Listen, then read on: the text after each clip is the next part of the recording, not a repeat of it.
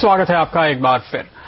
अब हम बात करेंगे म्यूचुअल फंड्स की और आज सबसे पहले बात होगी देश की एक वक्त की सबसे पॉपुलर म्यूचुअल फंड स्कीम। और आज भी शायद हमारे पास हर रोज जो ढेरों कॉलर्स आते हैं, ढेरों सवाल पूछे जाते हैं, उनमें से ज्यादातर निवेशकों के पोर्टफोलियो में ये एक फंड होता है HDFC टॉप 200।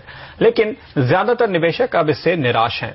पिछले 1 साल, 2 साल या 3 साल का परफॉर्मेंस हम आपको दिखाते हैं तो आप देख पाएंगे कि ये अपने बेंचमार्क से यानी 200 इंडेक्स से या फिर निफ्टी या सेंसेक्स से कमजोर रिटर्न देता हुआ नजर आएगा। आप देखिए यहाँ पे पिछले साल भर में यहाँ पर जो रिटर्न है 4% का है।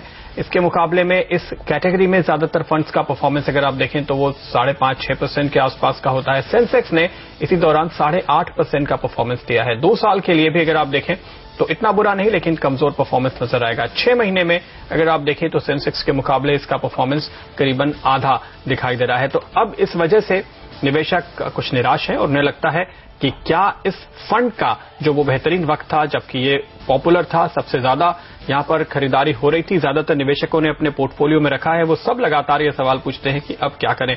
इस सवाल का जवाब आज हम लेने की कोशिश करेंगे। हमारे साथ हेमंत रुस्तगी जुड़ रहे हैं वाइज इन्वेस्ट एडवाइजर्स के। हेमंत, स्वागत है आपका। आपके साथ भी और कई दूसरे एक्सपर्ट्स के साथ हमने लगातार चर्चा की है और बार बार इस फंड की बात सामने आती है, इसलिए आज हमने तय किया कि इस फंड को थोड़ा करीब से देखते हैं। पहला सवाल तो यही है कि क्या हुआ कि ये फंड जो लगातार एक स्टार परफॉर्मर था अचानक अंडर परफॉर्मर हो गया?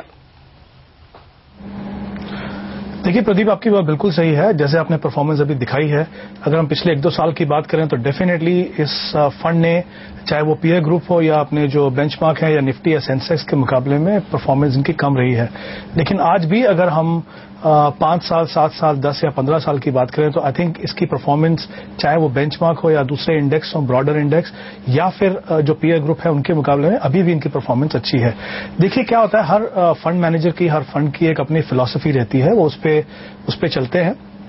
अगर इस फंड का हम पोर्टफोलियो आज भी अगर देखें तो इसमें काफी बड़ा हिस्सा जो है वो बैंकिंग और फाइनेंस में है। करीब 28% जो इन्वेस्टमेंट है वो इसके अंदर है, 8% करीब कंस्ट्रक्शन के अंदर है और 7% करीब ऑटो सेक्टर के अंदर है, और इंजीनियरिंग में शायद 2% और मेटल में 3%। तो यानी ये जो सेक्टर्स हैं ये इकोनॉमी के कोर सेक्टर्स हैं। और हम सभी जानते हैं कि पिछले अगर 1 साल की परफॉर्मेंस देखें स्टॉक मार्केट की तो ब्रॉडली 3 सेक्टर हैं जिनके दम पे जो मार्केट्स है ऊपर गई हैं, वो आईटी, फार्मा और एफएमसीजी हैं। ऐसा नहीं है कि इन 3 सेक्टर में इस फंड में एक्सपोजर नहीं है। अगर हम आईटी में देखें तो करीब 18% एक्सपोजर है वहां पे, और फार्मा में शायद करीब 5% है और एफएमसीजी में करीब 8% है।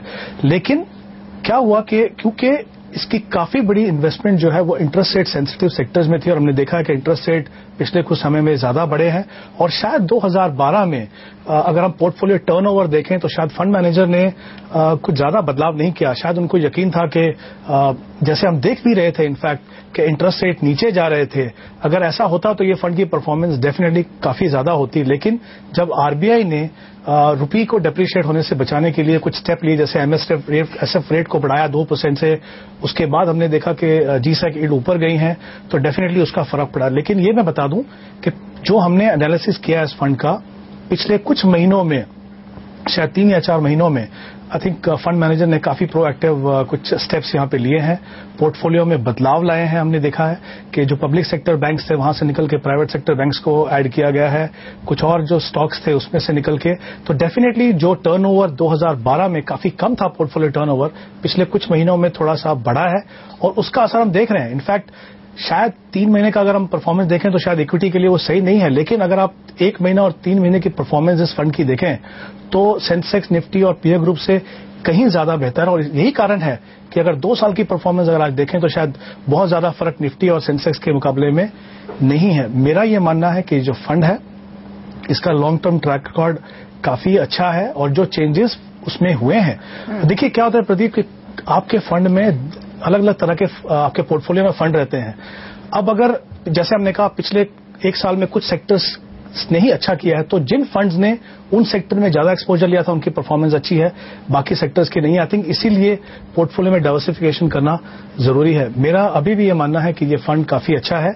इन्वेस्टर जिन्होंने लॉन्ग टर्म के लिए इन्वेस्ट किया है या जो एसआईपी के द्वारा इन्वेस्ट कर रहे हैं, वो उसमें प्रोसेस अपना चालू रखें तो मुझे लगता है कि ये आगे जाके जैसे ही मार्केट थोड़ी सुधरेगी, जैसे ही हम देखेंगे इकोनॉमी में सुधार आएगा, ये फंड डेफिनेटली अच्छा परफॉर्म करेगा। ओके, तो हेमंत, बॉटम लाइन ये होगी कि अंडर परफॉर्मेंस जो थी वो टेम्पररी थी, इकोनॉमी में टर्न अराउंड होगा, तो ये फंड अभी भी अपनी परफॉर्मेंस को पुल अप कर सकता है। जिन्होंने इन्वेस्ट किया हो वो करते रहें, और आप जो लेना चाहते हैं वो भी फिर ले सकते हैं इस फंड को। जी बिल्कुल ले सकते हैं, क्योंकि देखिए ये ऐसा वक्त है, ऐसा दौर हर फंड मैनेजर और फंड के लाइफ में आता है समय समय पे, और इसीलिए जैसा मैंने पहले कहा कि पोर्टफोलियो में डाइवर्सिफिकेशन की जाती है, क्योंकि अगर सारे फंड एक जैसे हर समय पे परफॉर्म करेंगे तो फिर डाइवर्सिफिकेशन का मतलब नहीं है। इसका मतलब यह है कि हम सारा पैसा एक या दो फंड में डाल दें और सबकी परफॉर्मेंस हो जाएगी, लेकिन ऐसा होता नहीं है। हमने देखा है स्टॉक मार्केट में पैसा जो है एक सेट ऑफ सेक्टर से दूसरे सेट ऑफ सेक्टर्स में जाता है, चाहे वो वैल्यूएशन है और दूसरे कारण हो। तो आई थिंक हर फंड के साथ ऐसा फेज आता है। इसमें मुझे लगता है शायद फंड मैनेजर अगर कुछ समय पहले से अगर इसको थोड़ा सा चर्निंग करते, पोर्टफोलियो में चेंजेस करते, तो शायद इतना लंबा समय जो नॉन परफॉर्मेंस का नहीं रहता। पर जैसा मैंने कहा, जो हमने देखा है कि पिछले 3-4 महीनों में जो चेंजेस हुए हैं और उसका असर डेफिनेटली परफॉर्मेंस पे दिख रहा है, वो यही कारण है कि 2 साल में और 3 साल में जो गैप था पहले बेंचमार्क से और पीयर ग्रुप से, वो काफी कम होता हुआ दिखाई दे रहा है।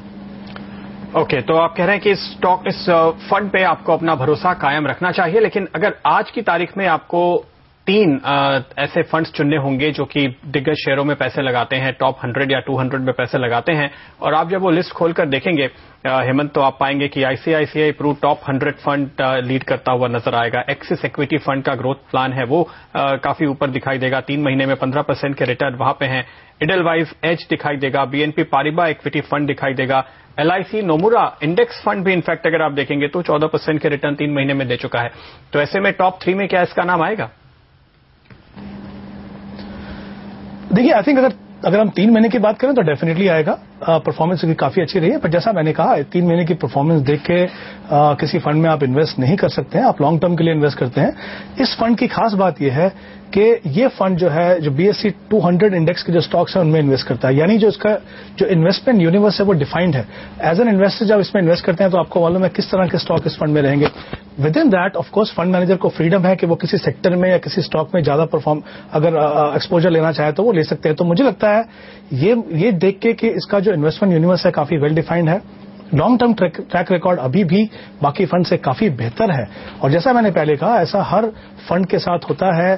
जैसे अभी जो सेक्टर्स काम कर रहे हैं, अगर इनमें मान लीजिए आगे जाके थोड़ी सी मंदी देखने को मिलती है और जो इकोनॉमी में अगर ग्रोथ होती है, जो कोर सेक्टर्स अगर वो अच्छा करते हैं, तो डेफिनेटली जो गैप है इस फंड का और बाकी फंड्स में, ये पूरा होगा और परफॉर्मेंस डेफिनेटली सुधरेगी यहां से। ओके, तो उम्मीद की ये परफॉर्मेंस आगे सुधरती हुई नजर आए। खास तौर पे जब ब्याज दरें कम होनी शुरू होंगी तब आपको इंपैक्ट दिखाई देगा इस फंड के परफॉर्मेंस पे, ऐसा मानना है हमारे एक्सपर्ट का। म्यूचुअल फंड्स के ऊपर ही हम अपनी नजरें बनाए रखेंगे, कुछ और सवालों के जवाब लेंगे। फिलहाल एक बार की नजर डाल लेते हैं हम बाजारों पे इस बीच, जहां पे समझने की कोशिश जारी है। और अगर आप देखें तो टाटा मोटर्स के कुछ आंकड़े निकल कर आए हैं। JLR की बिक्री 178 से घट के 166 यूनिट पर भारत में आ गई है। मामूली सी गिरावट ये हमने देखा है, इनफैक्ट सारे ही कंपनीज के नतीजों में ये बात दिखाई दी है। तो ये एक एडिशनल आंकड़ा फिलहाल टाटा मोटर्स की तरफ से निकलकर सामने आता हुआ। नैनो के ऊपर अगर आप नजर डालें तो केवल 950 गाड़ियां बिकी हैं 3,500 के मुकाबले, तो नैनो की सेल्स भी कम होती हुई नजर आ रही है। JLR की लोकल सेल्स ठीक ठाक लेवल पे बनी हुई है कहना चाहिए, 2-4 गाड़ियां कम बिकने से शायद कोई खास मतलब आप यहां पे नहीं निकाल सकते। इन खबरों पर नजरें बनाई हुई हैं, लेकिन लौटते हैं वापस म्यूचुअल फंड की तरफ। लुधियाना से अमित हमारे साथ जुड़ रहे हैं। अमित जी बताइए। जी गुड मॉर्निंग सर। क्या है आपका सवाल? मेरा क्वेश्चन है कि मैंने अभी म्यूचुअल फंड में अराउंड 6 किस्त मेरी चल रही है, जिसका सम बनता है अराउंड 7,000। तो मेरा जो I wish to have 1 crore of rupees in next 20 year. तो जो प्लीज आप देखें, जो मेरा एलोकेशन है ऑलमोस्ट सारा इक्विटी में है और कुछ गोल्ड में है एक म्यूचुअल फंड में। तो कुछ चेंजेस की जरूरत है इसमें, और जो मैं 7,000 रुपए इन्वेस्ट कर रहा हूँ, इससे मेरा 1 करोड़ तक मैं पहुंच सकता हूँ या कुछ दिक्कत आ सकती है इसमें? 7,000 रुपए आप लगा रहे हैं हर महीने, और ये स्कीम्स जैसे कि आप फिलहाल हमारी स्क्रीन पे देख सकते हैं, इनमें आपने पैसे लगा रखे हैं।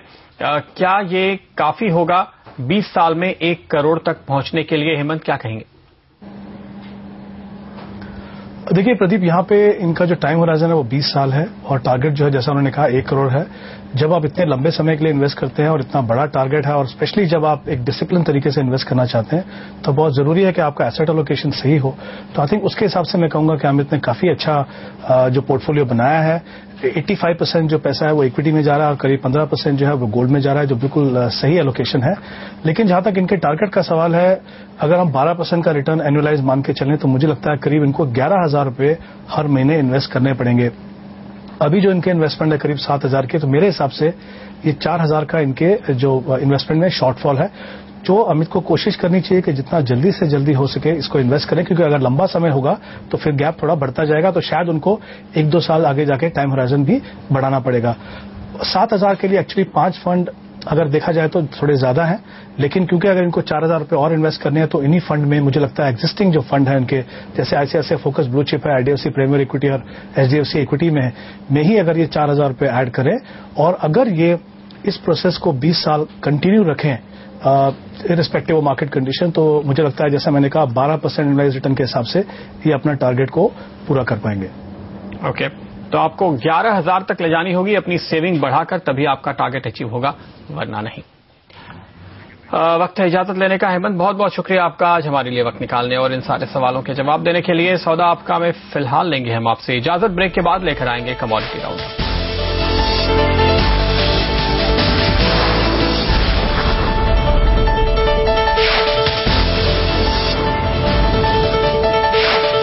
MCX Stock Exchange, India's new stock exchange, presents